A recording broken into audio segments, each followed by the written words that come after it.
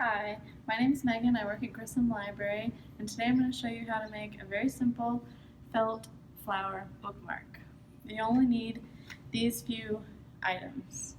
So to make these bookmarks with your family, all you'll need is felt squares, scissors, popsicle sticks, a craft sponge or a paintbrush, green paint, and a hot glue gun, or you could use fabric glue if you don't have a glue gun.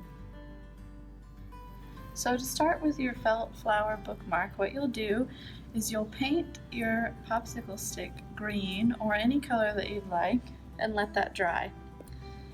Then you'll cut one larger circle and medium circle out of your felt, and then you'll cut a flower shape, kind of like a butterfly shape, and it's sometimes easier if you use a pencil or a marker to draw on your felt before you cut it out, and then a small circle that goes in the center.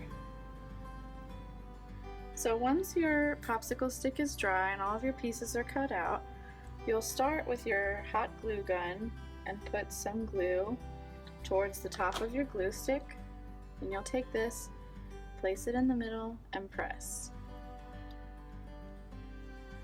So you see that's attached. Then once that's dry, put another dot in the center and attach the medium circle and press.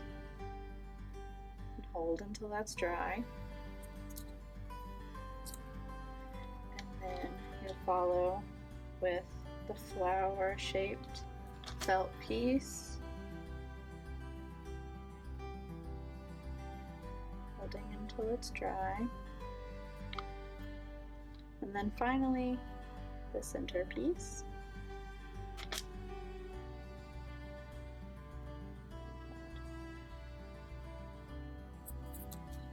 And once that's dry, you'll have a felt flower bookmark.